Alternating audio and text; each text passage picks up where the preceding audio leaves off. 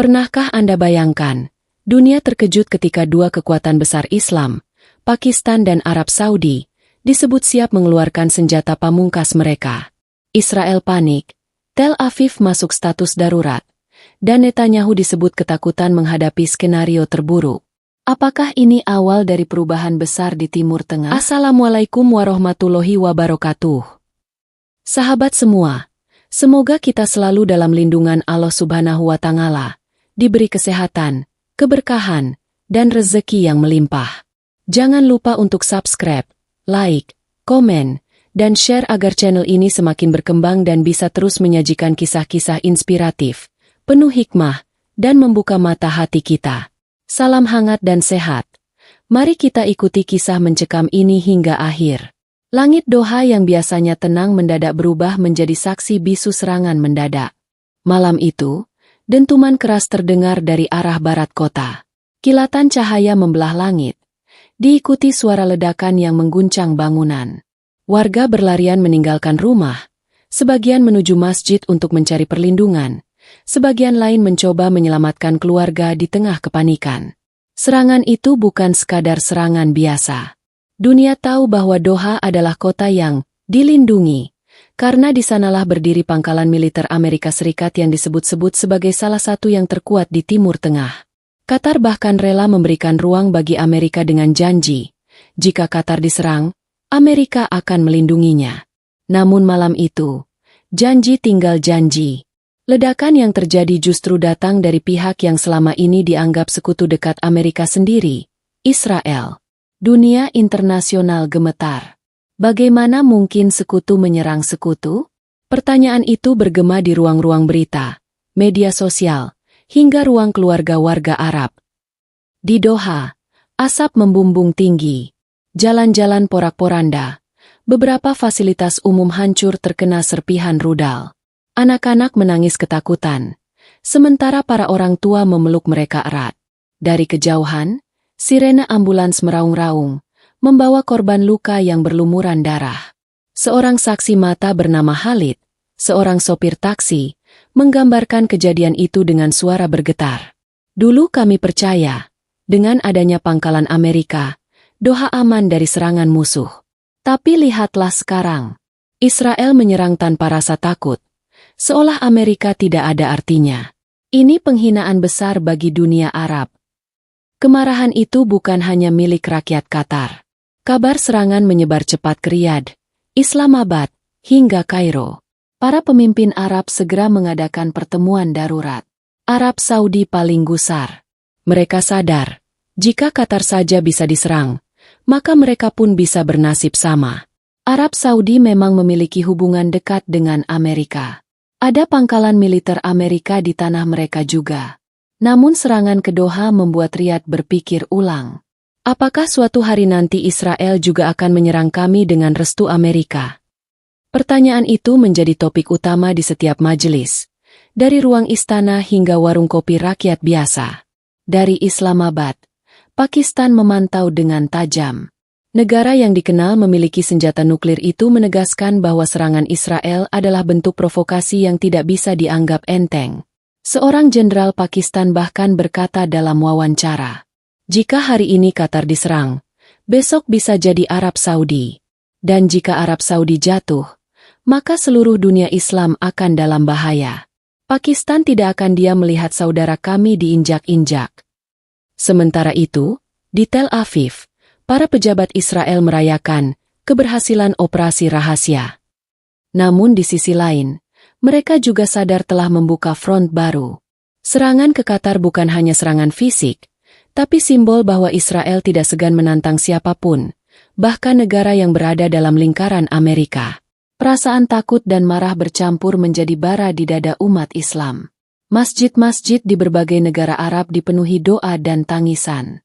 Imam-imam menyerukan agar umat Muslim kembali bersatu, mengingatkan pada ayat Al-Quran bahwa kesabaran dan persatuan akan mendatangkan kemenangan. Di kampung-kampung kecil, para pemuda berdiskusi dengan semangat. Mereka membicarakan tentang bagaimana dunia Islam harus melawan arogansi Israel. Jika kita terus diam, mereka akan menganggap kita lemah, ujar seorang pemuda di Riyadh. Ini saatnya kita tunjukkan bahwa umat Islam masih punya harga diri. Gelombang simpati kepada Qatar datang dari berbagai penjuru dunia. Namun yang paling mencolok adalah perubahan sikap Arab Saudi. Negara yang biasanya tenang dan diplomatis kini mulai menunjukkan sikap keras. Riyadh mengirim pesan tersirat kepada Islamabad, Pakistan. Jika kita diserang, kita bersama. Jika satu dari kita jatuh, yang lain akan berdiri melawan. Pernyataan itu menggetarkan dunia. Hubungan rahasia Saudi-Pakistan yang selama ini hanya sebatas isu, kini mulai tampak di permukaan. Israel mungkin tidak menyangka bahwa serangan ke Doha justru mempererat barisan musuhnya. Netanyahu, yang awalnya percaya diri, mulai merasa gusar. Dari laporan intelijen yang diterimanya, ia tahu bahwa langkah Arab Saudi berikutnya bisa jauh lebih berbahaya daripada sekadar diplomasi. Pakistan ada di belakang mereka, dan itu berarti bayangan nuklir mulai menghantui. Riyadh, ibu kota Arab Saudi, malam itu menjadi pusat kegelisahan dan diskusi panas. Serangan Israel ke Doha bukan hanya dianggap ancaman terhadap Qatar, tapi juga sebuah pesan berbahaya.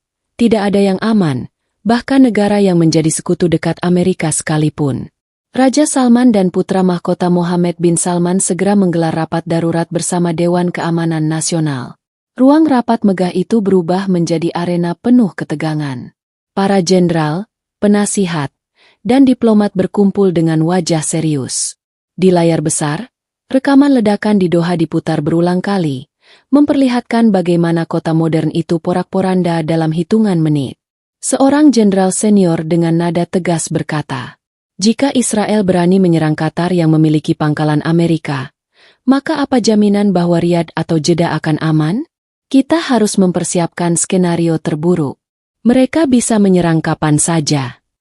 Putra mahkota mengangguk dengan wajah tegang. Ia tahu keputusan besar harus segera diambil. Menunda berarti memberi ruang bagi Israel untuk mengulang serangan di tanah Arab Saudi. Malam itu, diskusi berlangsung hingga dini hari. Topiknya bukan lagi sekadar kecaman diplomatik atau protes di forum internasional. Kini, Arab Saudi mulai membicarakan kekuatan militer nyata. Salah satu opsi yang mengemuka adalah mengaktifkan kembali perjanjian rahasia dengan Pakistan. Perjanjian yang sudah lama dibicarakan dalam lingkaran kecil. Perjanjian itu menyebutkan bahwa jika salah satu dari kedua negara diserang musuh besar, maka negara lain wajib membantu. Pakistan dengan senjata nuklirnya, Arab Saudi dengan kekuatan finansial dan pengaruhnya. Sebuah kombinasi yang jika benar-benar dipadukan, bisa mengguncang peta kekuatan dunia. Di masjid-masjid Riyadh, khotbah Jumat semakin lantang. Para ulama menyerukan persatuan umat Islam. "Jangan biarkan saudara kita diinjak-injak oleh Israel yang sombong," seru seorang khatib. Jamaah meneteskan air mata. Sebagian mengangkat tangan berdoa agar Allah Subhanahu wa Ta'ala memberikan kekuatan dan kemenangan. Sementara itu, rakyat biasa mulai merasakan hawa tegang yang merayap di jalanan kota. Di pasar, pedagang membicarakan kabar terbaru dengan nada khawatir. "Kita mungkin menjadi target berikutnya," kata seorang penjual kurma kepada pembelinya. "Tapi aku yakin, Allah bersama kita. Jika Saudi dan Pakistan bersatu, Israel akan tahu bahwa mereka telah menyulut api yang tidak bisa dipadamkan." Di balik layar, Arab Saudi mulai melakukan langkah nyata. Pesawat-pesawat tempur mereka siaga di pangkalan udara. Radar pertahanan diperkuat. Rudal-rudal pertahanan ditempatkan di titik strategis. Namun langkah terbesar adalah kontak intensif dengan Islamabad. Dua delegasi rahasia Saudi berangkat menuju Pakistan. Pertemuan dilakukan di sebuah lokasi tertutup. Tidak ada media, tidak ada kamera, hanya para pejabat tinggi militer dan politik kedua negara. Di ruangan itu, sebuah kalimat sederhana mengubah segalanya. "Jika mereka menyerang kalian, kami akan berdiri bersama. Jika mereka menyerang kami, kalian akan berdiri bersama." Kata-kata itu disambut dengan jabat tangan erat. Sebuah ikatan yang bukan hanya diplomatik, tapi ikatan darah dan iman. Pakistan tahu, Arab Saudi adalah jantung dunia Islam, tempat Ka'bah berdiri. Melindungi Saudi berarti menjaga kehormatan seluruh umat Muslim. Di Tel Aviv, kabar tentang gerakan Saudi-Pakistan mulai bocor. Netanyahu menerima laporan intelijen bahwa Riyadh dan Islamabad sedang menyusun strategi bersama. Wajahnya tegang. Ia sadar, serangan ke Doha yang awalnya dianggap kemenangan justru menjadi bumerang. Kini, dua kekuatan besar Islam sedang membentuk aliansi yang bisa menjerumuskan Israel ke jurang bahaya. Suasana di jalan-jalan Arab Saudi pun berubah. Poster-poster dukungan untuk Palestina semakin banyak. Anak-anak muda menuliskan kata-kata heroik di media sosial, menyerukan persatuan umat. Di universitas, mahasiswa menggelar aksi solidaritas, menyuarakan Allahu Akbar sebagai simbol keberanian menghadapi ketidakadilan. Namun langkah Arab Saudi tidak berhenti di situ.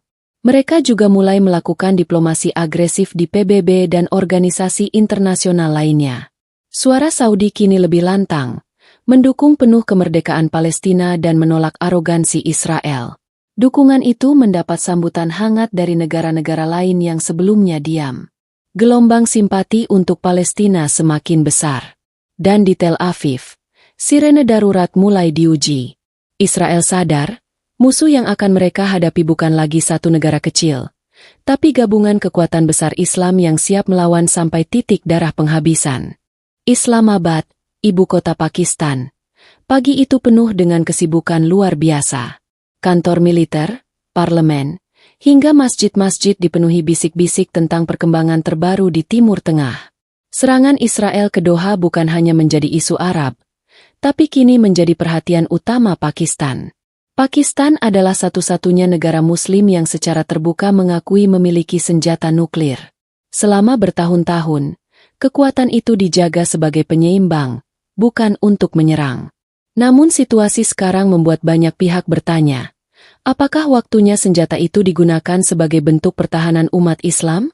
Di markas besar militer, para jenderal tinggi Pakistan duduk melingkar. Layar-layar besar menampilkan gambar dari Doha, Riyadh, hingga Tel Aviv. Suasana serius dan hening, hanya terdengar suara pemimpin rapat, Jenderal Asim Munir, yang dengan nada tegas berkata, jika Israel berani menyerang Qatar, maka hari esok bisa saja Arab Saudi, bahkan negara Muslim lainnya. Pakistan tidak akan berdiam diri. Kita punya tanggung jawab, bukan hanya pada sekutu, tapi juga pada seluruh dunia Islam. Kata-kata itu menggema seperti petir. Para perwira saling berpandangan. Mereka tahu, keputusan ini bisa mengubah segalanya, bukan hanya di Timur Tengah, tapi juga dunia. Sementara itu, di jalan-jalan Islamabad, ribuan rakyat turun ke jalan. Mereka mengibarkan bendera Palestina dan Arab Saudi, bersatu dalam teriakan lantang. Allahu Akbar!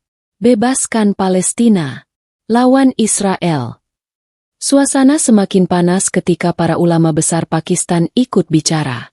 Dalam khutbah Jumat, seorang imam terkemuka berkata, jika Ka'bah di Mekah terancam, maka seluruh umat Muslim wajib berdiri membela. Jika saudara kita di Arab diperlakukan kejam, maka darah kita adalah darah mereka. Pakistan siap berjihad dengan apa yang kita miliki, termasuk kekuatan yang Allah titipkan kepada negeri ini. Rakyat menyambut dengan pekikan takbir. Ada rasa bangga sekaligus haru, karena mereka tahu negeri mereka mungkin sedang dituntut untuk mengambil peran besar dalam sejarah.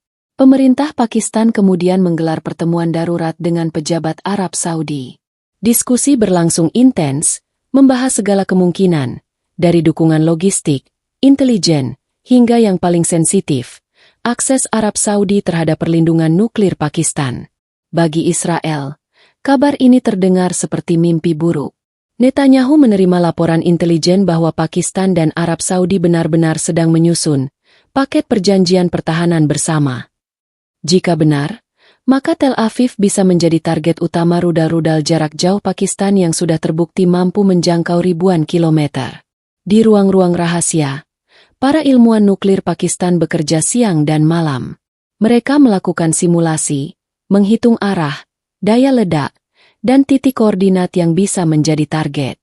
Semua dilakukan bukan untuk sekadar menyerang, tapi untuk memastikan bahwa jika umat Islam diserang lagi, mereka punya gigi untuk menggigit balik. Kabar itu menyebar cepat. Dunia Barat mulai resah. Amerika Serikat mendesak Pakistan agar tetap tenang dan tidak mencampuri urusan Arab Israel. Namun Islamabad menjawab dengan kalimat yang menusuk. Kami tidak bisa tenang ketika saudara kami diinjak. Jika kalian benar-benar ingin perdamaian, hentikan Israel terlebih dahulu. Rakyat Pakistan semakin bersatu. Media-media lokal menyiarkan gambar tentara yang sedang melakukan latihan militer besar-besaran. Pesawat tempur mengudara, tank-tank melintas di jalan raya menuju perbatasan latihan, dan rudal-rudal dipamerkan sebagai pesan jelas kepada dunia. Pakistan tidak main-main. Di tengah ketegangan ini, sebuah pemandangan mengharukan terjadi. Di Masjid Faisal Islamabad, ribuan jamaah berkumpul untuk sholat hajat. Mereka berdoa dengan tangisan, memohon agar Allah memberi kemenangan kepada kaum tertindas, melindungi Mekah dan Madinah, serta menjaga bumi Palestina. Suara doa itu seperti gelombang yang bergema ke seluruh penjuru negeri. Netanyahu semakin tertekan. Laporan intelijen terakhir menyebutkan bahwa Pakistan sudah memindahkan beberapa hulu ledak nuklirnya ke lokasi rahasia sebagai langkah siaga. Itu artinya, skenario perang besar-besaran semakin nyata. Sidang Umum Perserikatan Bangsa-Bangsa, PBB, tahun itu menjadi salah satu yang paling panas sepanjang sejarah. Aula besar di New York dipenuhi diplomat dari seluruh penjuru dunia. Kamera televisi menyorot wajah-wajah tegang, sementara isu utama yang dibahas hanya satu, apakah dunia akan mengakui kemerdekaan Palestina atau tetap mengikuti jejak Amerika dan Israel? Ketika giliran voting tiba, suasana hening. Delegasi dari negara-negara besar satu persatu mengangkat tangan. Hasilnya mengejutkan. Mayoritas negara dunia dengan lantang memilih, ya, untuk kemerdekaan Palestina. Tepuk tangan bergemuruh. Sebagian delegasi berdiri sambil memeluk satu sama lain. Yang membuat dunia tercengang adalah sikap negara-negara Eropa Barat yang selama ini dikenal dekat dengan Israel. Inggris, Prancis, Belanda, hingga Jerman akhirnya memutuskan mendukung Palestina. Keputusan mereka memutus tali panjang dukungan buta terhadap Israel, dan hal itu membuat Tel Aviv murka. Seorang diplomat Prancis berkata dalam pidatonya, "Cukup sudah. Dunia tidak bisa menutup mata pada penderitaan rakyat Palestina. Kami memilih berdiri di sisi kemanusiaan, bukan pada arogansi kekuasaan." Pidato itu disambut dengan standing ovation. Sementara di kursi delegasi Israel, wajah-wajah pucat tampak jelas. Netanyahu yang memantau jalannya sidang dari Tel Aviv menahan marah. Ia sadar, Israel kini semakin terisolasi.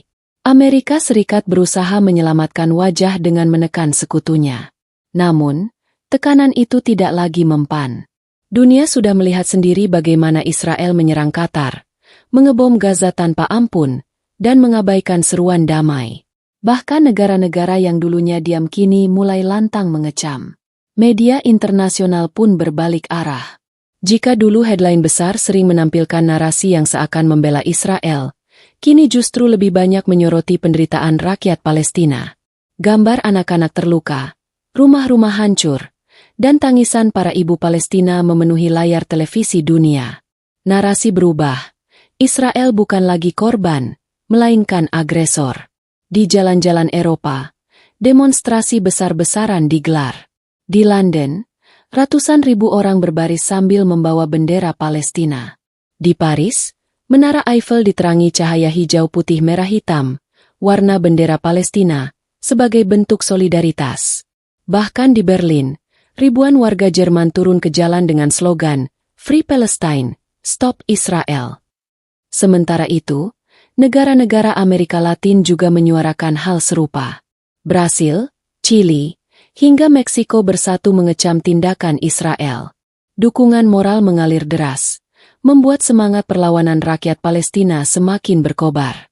Di Timur Tengah sendiri, sikap Saudi dan Pakistan yang semakin tegas menjadi magnet.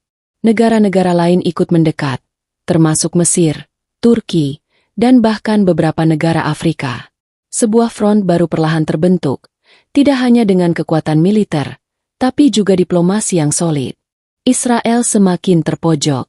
Netanyahu menggelar rapat darurat bersama kabinetnya. Suaranya terdengar keras dalam rekaman bocoran. Dunia melawan kita. Bahkan sekutu lama sudah berbalik arah. Kita tidak bisa hanya bertahan, kita harus menyiapkan langkah besar. Namun langkah besar apa? Itulah dilema besar Israel. Mereka sadar, semakin keras mereka menyerang, semakin banyak negara yang meninggalkan mereka. Di sisi lain, rakyat Palestina merasakan harapan baru. Untuk pertama kalinya dalam puluhan tahun, dunia tampak lebih berpihak pada mereka. Bendera Palestina dikibarkan di banyak negara, bukan hanya sebagai simbol perlawanan, tapi juga sebagai tanda bahwa kebenaran mulai diakui. Bagi umat Islam, ini bukan sekadar politik. Para ulama melihatnya sebagai tanda bahwa doa-doa jutaan Muslim di seluruh dunia mulai diijabah. Di masjid-masjid, lantunan doa semakin khusyuk, memohon agar kemenangan hakiki segera datang. Bab ini ditutup dengan gambaran yang penuh ironi. Israel, yang dulu begitu percaya diri dengan dukungan internasional, kini berdiri hampir sendirian bersama Amerika. Dunia berbalik arah, solidaritas untuk Palestina membesar, dan posisi Tel Aviv semakin terhimpit. Ketegangan meningkat. Di Tel Aviv, sirene peringatan kembali diuji. Di Riyadh dan Islamabad, militer terus siaga. Sementara di jalanan Gaza, rakyat Palestina berdoa sambil menatap langit malam, percaya bahwa fajar kebebasan semakin dekat. Tel Aviv, kota modern yang biasanya dipenuhi cahaya lampu neon, malam itu berubah menjadi kota penuh kecemasan. Sirene darurat meraung tanpa henti, membuat penduduk berlarian ke tempat perlindungan bawah tanah. Jalan-jalan yang biasanya ramai kini sepi, toko-toko tutup lebih cepat, dan wajah-wajah cemas menghiasi setiap sudut kota. Israel secara resmi mengumumkan status darurat nasional. Pemerintah memperingatkan warganya untuk selalu siap menghadapi kemungkinan serangan balasan, bukan hanya dari Gaza, tapi dari kekuatan jauh lebih besar, Arab Saudi dan Pakistan. Netanyahu duduk di ruang bawah tanah yang dijadikan pusat komando. Wajahnya pucat, matanya merah karena kurang tidur. Di depannya, layar-layar besar menampilkan pergerakan militer negara-negara sekitar. Di satu layar, ada citra satelit yang menunjukkan konvoi militer Pakistan yang bergerak ke arah pangkalan rahasia. Di layar lain, terlihat Arab Saudi memperkuat pertahanan rudalnya.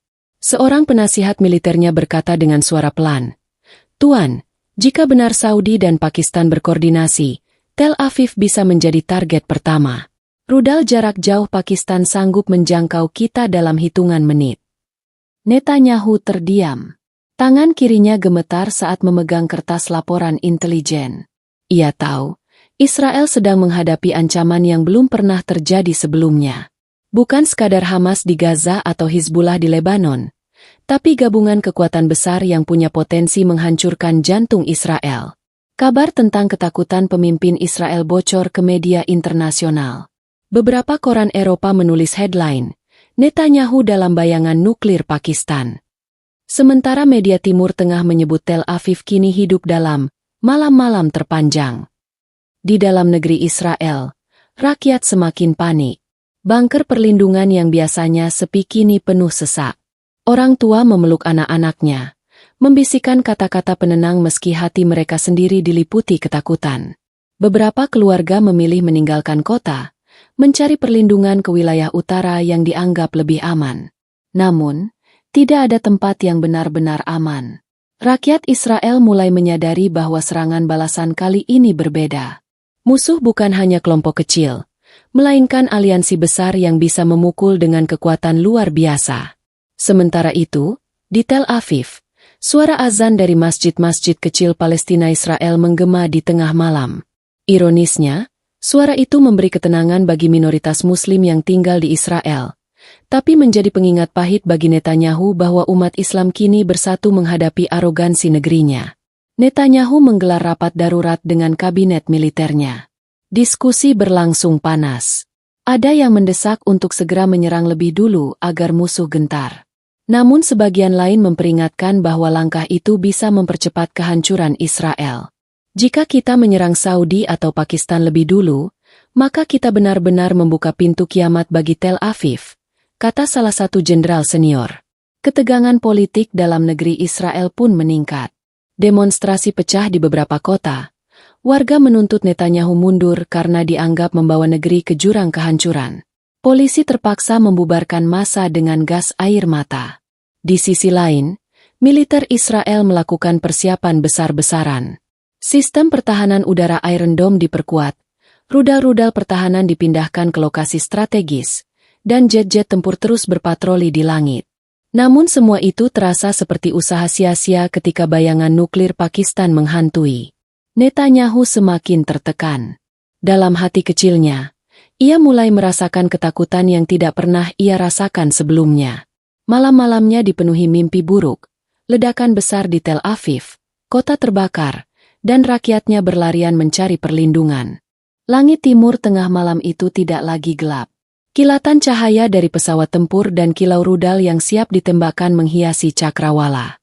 Radar-radar militer berputar tanpa henti, menandai bahwa dunia sedang berada di ujung tanduk. Semua orang tahu, satu kesalahan kecil bisa memicu perang besar yang tak terbayangkan. Di Riyadh, markas besar militer Arab Saudi dipenuhi aktivitas. Para jenderal berjalan cepat, memeriksa peta digital di layar besar. Rudal pertahanan ditempatkan di gurun, jet-jet tempur mengudara, dan unit pasukan elit disiagakan. Suasana tegang, tapi juga penuh semangat. Arab Saudi tahu, inilah saat yang menentukan, bertahan demi kehormatan, atau hancur dalam kehinaan. Sementara di Islamabad, Pakistan menyalakan mesin raksasanya. Beberapa hulu ledak nuklir dipindahkan ke lokasi tersembunyi. Tentara bersenjata lengkap berjaga dengan kewaspadaan tinggi. Jenderal Asim Munir berdiri tegak di depan pasukannya. Suaranya lantang. Jika saudara kita diserang, maka darah mereka adalah darah kita. Hari ini kita buktikan bahwa Pakistan bukan hanya nama di peta, tapi perisai bagi dunia Islam. Pidato itu disambut dengan pekikan takbir. Ribuan tentara mengangkat senjata ke langit. Mata mereka bersinar penuh tekad. Di Tel Aviv, sirene meraung lebih kencang dari biasanya. Warga panik masuk ke bunker bawah tanah. Anak-anak menangis. Orang tua menenangkan dengan wajah pucat. Netanyahu menerima laporan terbaru. Beberapa rudal jarak jauh Pakistan telah diarahkan ke jantung Israel. Itu artinya, hanya butuh satu perintah. Tel Aviv bisa berubah menjadi lautan api. Netanyahu berdiri di ruang komando. Suaranya bergetar ketika berbicara pada jenderal-jenderalnya. Kita berada di ambang kehancuran. Dunia telah meninggalkan kita, sekutu berbalik, dan musuh bersatu. Apakah ini akhirnya? Tidak ada yang menjawab. Keheningan hanya diisi bunyi alarm peringatan yang terus berbunyi. Di sisi lain, di Gaza, rakyat Palestina berkumpul di masjid-masjid. Mereka berdoa dengan air mata, tangan terangkat ke langit. Suara doa itu naik menembus langit malam, seakan menyatu dengan deru mesin pesawat tempur. Para ibu memeluk anak-anak mereka, percaya bahwa Allah Subhanahu wa Ta'ala tidak akan meninggalkan hambanya yang sabar. Dunia menahan napas. Media internasional menyiarkan langsung suasana tegang. Jurnalis di perbatasan melaporkan dengan suara terbata. Ini mungkin malam paling berbahaya dalam sejarah modern. Satu peluru saja bisa memicu perang nuklir. Sementara itu, di kota-kota besar dunia, rakyat turun ke jalan membawa bendera Palestina. Dari London hingga Jakarta, dari Istanbul hingga New York, suara massa bergema, "Bebaskan Palestina! Hentikan Israel!" Tekanan global semakin kuat, membuat Israel kian terpojok. Menit demi menit terasa seperti jam. Dunia seakan berhenti berputar. Di Riyadh, jari seorang komandan hampir menyentuh tombol peluncur rudal. Di Islamabad, tim nuklir menunggu kode rahasia dari presiden. Di Tel Aviv, Netanyahu menggenggam kepalanya. Wajahnya penuh ketakutan. Tidak ada yang tahu apa yang akan terjadi dalam hitungan detik berikutnya. Apakah perang besar akan meledak? Atau dunia diberi kesempatan terakhir untuk berdamai? Namun satu hal jelas, Israel tidak lagi berada di posisi kuat. Dunia berbalik, umat Islam bersatu, dan bayangan kehancuran kini tepat berada di depan mata Netanyahu. Sahabat semua, itulah kisah mencekam dari Timur Tengah yang sedang berada di ambang perang besar. Kita menyaksikan bagaimana serangan Israel ke Qatar menjadi awal dari badai, memicu kebangkitan Arab Saudi dan Pakistan untuk berdiri bersama. Dunia pun berbalik arah. Sekutu lama meninggalkan Israel, hingga Tel Aviv terjebak dalam ketakutan yang belum pernah mereka rasakan sebelumnya. Dari semua ini, kita bisa mengambil hikmah besar. Kesombongan tidak pernah langgeng. Kekuatan sebesar apapun akan runtuh ketika menindas yang lemah. Dan persatuan umat Islam akan selalu menjadi senjata paling dahsyat. Doa, kesabaran, dan keyakinan adalah sumber kekuatan sejati yang tidak bisa dihancurkan oleh rudal atau nuklir. Semoga Allah Subhanahu wa Ta'ala senantiasa melindungi saudara-saudara kita di Palestina, menjaga negeri-negeri Muslim dari kezaliman, dan menuntun dunia menuju perdamaian yang hakiki. Jangan lupa sahabat semua, dukung terus channel ini dengan subscribe, like, komen, dan share agar kisah-kisah inspiratif Islami, penuh hikmah, dan membuka mata hati bisa terus kami hadirkan untuk Anda. Sampaikan juga di kolom komentar. Bagaimana pendapat Anda tentang kisah ini? Apakah menurut Anda umat Islam sudah semakin dekat pada kemenangan? Sampai jumpa di kisah berikutnya. Wassalamualaikum warahmatullahi wabarakatuh.